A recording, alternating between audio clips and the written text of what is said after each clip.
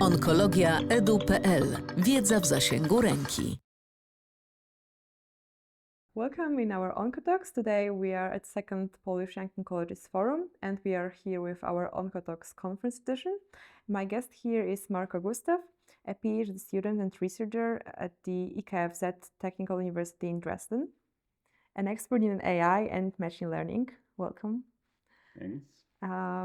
You had an amazing lecture about AI and how it's influencing the research right now. And you mentioned that AI is not about replacing physicians, but about reshaping the oncology in medicine. What parts of oncology and oncologists' work you think will change the most in the next upcoming years? So the question I always hear is about this replacing. When will doctors be replaced and when will everyone lose their jobs? But I think that's the wrong question because we are not there and we won't be there for quite some time. And as with any development we had in the past, is that jobs might reshape and our jobs will reshape also through the use of AI. And also how doctors work and anyone in the medical system work, there's good chances that AI can help with many, especially tedious tasks. So for example, all this documentation, writing down stuff, accumulating data from different sources, looking at images, going through text and trying to find information in the text.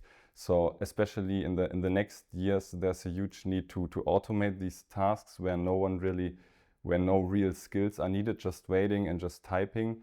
And these are things machine could do better than humans.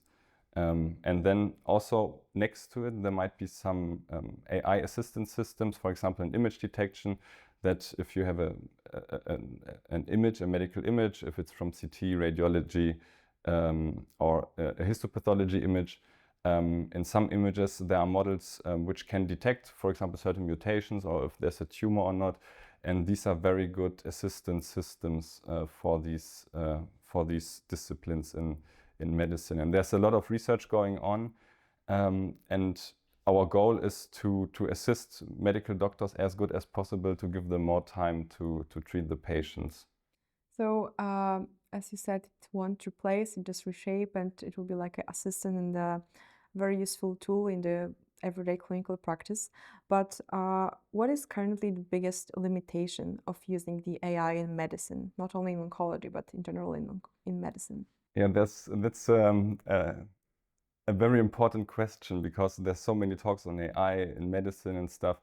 But the first step is, of course, digitization. So if we still work with paper and hand notes somewhere, we can't even use AI because we have to have all the data in a digitized format, for example, as a PDF or like saved images.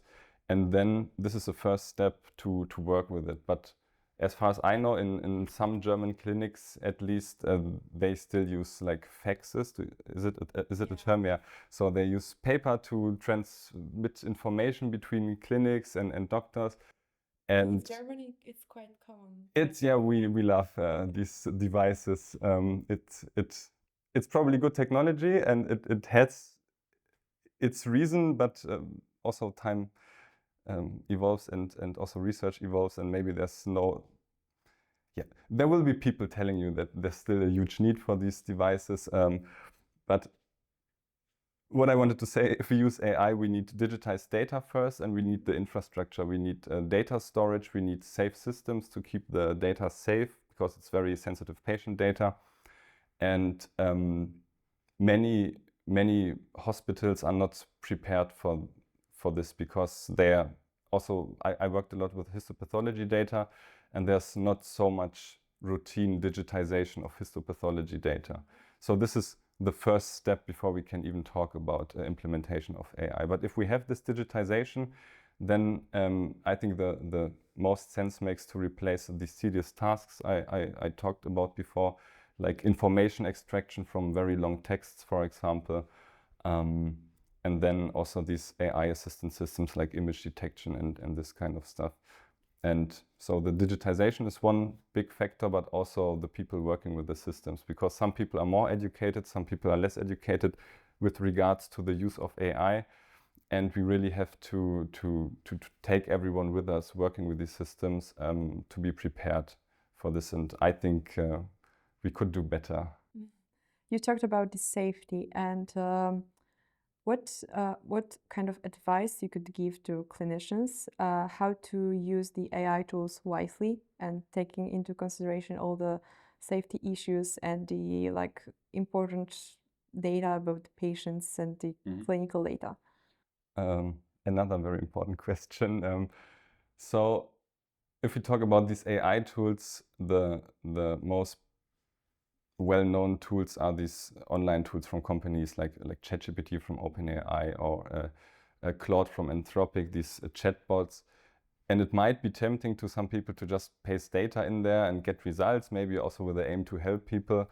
But of course, we have to be aware that it's patient and sensitive data. And even I have never put medical information of myself into these models. Because they might also learn from your data and create a profile of you. But if it's your own data, you can decide yourself. But of course, you may not upload sensitive data from anyone else in the hospital to these models. So what you could do, one thing is try out like open source data, for example, data that is somewhere on the internet and open to download, because probably the models have even been trained on this data. And then you can at least try out what you would like to try out. For example, if the models can detect something in an image that you found somewhere. Or you can also create dummy data, like fake data. If it's like tables, for example, you could also create tables and then see if the model can process them in a way you want to do. And if you really want to work or use it for medical data from a hospital, the people from the hospital have to be included, like the IT department, researchers also. And it is possible to set up local models like ChatGPT, for example, but from other companies. It's really possible to set up local models. They don't have to be connected to the internet. They are not sending the data to a server you don't even know. And you can download these models. They are also open source. For example, Meta, the company behind Facebook also, they've also open sourced large language model, like they're called Llama. Also, there's many Chinese models, and there's even more and more models being open source, and you can download them, install them on special computers. They need quite an amount of compute, so you have to invest some money because you need very powerful GPUs to run these models. But this can be done totally locally. There's no data going out of the hospital if you really deploy these systems within your hospital. And if you see the need as a medical doctor, you should really talk to IT people from your department if it's possible to at least try it out. Maybe with some test data first and see how it works, and then maybe you can or make it bigger in your department. How about putting like the real patient data but making them anonymous? I mean, that you can't detect which patient is it about. Is it possible to do it this way? So there is probably guidelines telling that if it's or if it's allowed or not. But I think if you have a very long medical report and you just anonymize the name and the date of birth and maybe the place of birth, still it's to some degree there might be information which can be traced back to the person, because in the report it might say which hospital it was, when the person went to the hospital, and maybe also from the combination of the medical or of the diseases this person has. It might be a very specific type of person, and in worst case it could also be traced back to the person themselves. So this is also something, if you would like to try it out, or if you see it, or if you think it might make sense, you should also talk to the official people in your hospital, what the regulations are, because I'm not aware of this, and I don't have to be aware of this because any data I use, I don't send it to these models. Just in case I want to try out something, then I use local models, which are locally run on my computer, on our infrastructure, and the data doesn't go outside. Okay, I see. And I think the other concern that many clinicians could have is reliability, and how close are we to that we could trust AI systems on making clinical decisions? Yeah. A lot of tricky questions. No, these are all good. I don't want to say good question every time, but they are. And when I'm asked this question, I always ask myself, okay, what is the baseline we measure against? And usually the baseline is medical doctors, and they also do, or they also have errors in their decisions. And there's also there are also decisions that lead to a bad treatment of patients. That also happens. From AI, we expect it to be perfect, 100% sure. And this perfect is being measured by the ground truth, which is made by humans. And in the end, I think it boils down to the question, so who in the end has to decide and who could be blamed also? And this is a huge question. And I think in the next many years, there won't be like autonomous AI systems deciding about patients. And I really see them as assistant systems for medical doctors, and these systems give an advice or give a score or give a prediction of what it might be. And then we need, of course, the doctors to see if it makes sense. Also taking into account all the other factors like the patient themselves and how they feel, what the patient really wants. Because the models give like a score or a 0 or 1 for something, but in the end it's also about what's in the patient's interest. And the doctor is really in a very important spot. And while the doctor was always making decisions based on images and numbers and tabular data and text data, now or in the future there might be assistant systems helping the doctors to process all this data and also show, for example, if there's an image, and the models can also highlight the area in which there's something suspicious in the image, for example. And it should be seen, in my opinion, as an assistant tool for doctors to help them processing all the data. But in the end, the doctors have to make a decision and have to discuss it with the patient. And of course, the models which are being used, they should have some degree of accuracy and or at least a metric that is important in the clinics. And this is also why during the development of models, usually they are trained on, we say, on a cohort, so from some data from one hospital or from several hospitals. And then it's important to also test if the model works in other hospitals or in the hospital you are working in, for example, because the distribution of patients and samples might be very different depending on where you work. And this is why it's important to really see how the model also works in your setting. And then if the doctors say, okay, that's really helpful, it might help us getting rid of maybe some tests because it detects false cases in one category, then it's also a matter of time and cost if the AI model can reduce this, for example. And do you think those models will reduce the inequality in access to, for example, I don't know, precision oncology? This is a huge wish me and others in the field have, but I think the access, so AI won't help with the access to medical care, because if people don't have access to medical care, AI won't help all this. There's other issues to solve, and also one issue with these AI systems is that they also might be biased, as humans are also biased, because they are trained also on human data, on collected samples.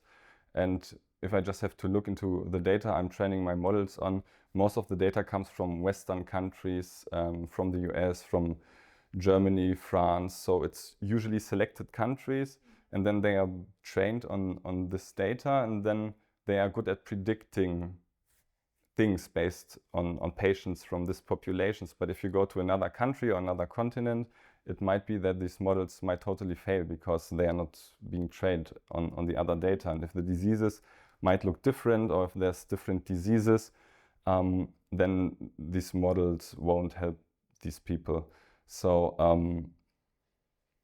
I wish I could say yes, it makes everything more fair and unbiased, but models are biased and they will stay biased just as humans are. Bias itself is not something negative, but we have to be aware of this bias and see if it makes sense or if it's just discrimination based on things that are not related to the medical or to the disease or to the medical status. And also the term fairness itself, I've had many discussions on that, and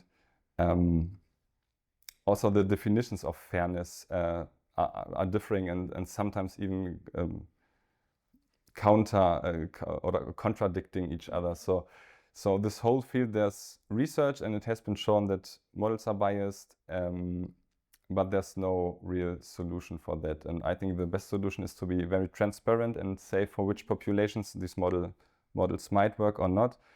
But in the end, I think, as you asked, the access to medical treatment, I don't see a way how these models should help with it.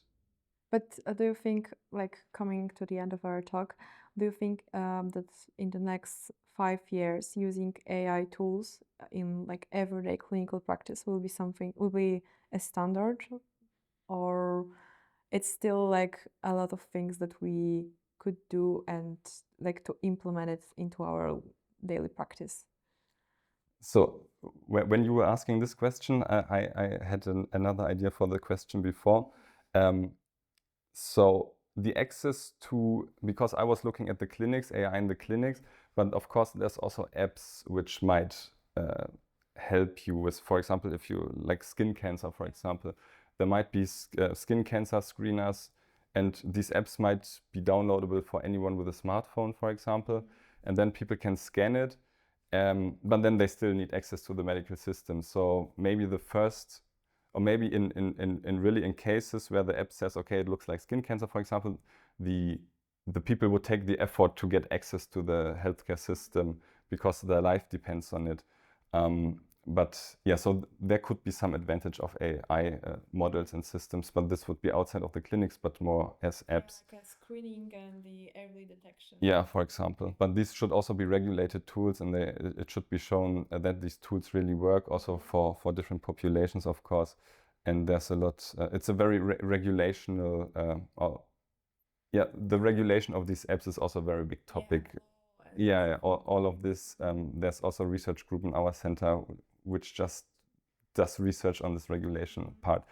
And your question was if in 5 years there will be AI applications? Yeah, like in a daily clinical practice. So to my knowledge, there is already AI applications, for example, at the clinical hospital, at the university clinics in Dresden. There's also like island solutions. For example, in radiology, there's a model that can detect, I don't know exactly remember what it was, but based on the images, it can detect if there's something wrong in the image or not. But this is it's an island in the radiology department. And what I see is that these solutions are driven by people who really want to have these models in the clinics. And the question is also if the clinics or the directors also want to integrate AI into the workflows. So there's also like hospitals being already well established in using AI in different departments, and there's also hospitals which are not at least digitized. So it really, I think it will pop up here and there, and it really depends on the people, or also on young oncologists, for example, if they really see there's a nice tool they would like to try out, and if they maybe push enough, and if there's money for getting a computer and running this model, and getting used to it first, then there might be more and more solutions. So I think there are already AI-based solutions in clinical routine. But that will be more common. And it's also to a different degree. What do they say in the end? Usually, right now, it's mostly image detection. Maybe also there's also these ambient scribe tools which help you writing down the talking between the patient and the doctor. So the doctor doesn't have to type all this stuff into the computer and just looking at the patients once every 10 seconds or so. But there's like microphones and they are recording it, and then it's being put into a report, written down, and then the doctor has to check it if it's correct, and then they can send it. So they have the chance to spend more time with the patient, and then they can check it and get the next patient. And it also depends on the country, of course. I think in the US, some hospitals are much further than also in Germany, but also in Germany, there are some hospitals being further. So it's very driven by the people. Okay, thank you, Marco. Hope the future of using AI in oncology will be very, very bright. And thank you for watching our OnkoTalk.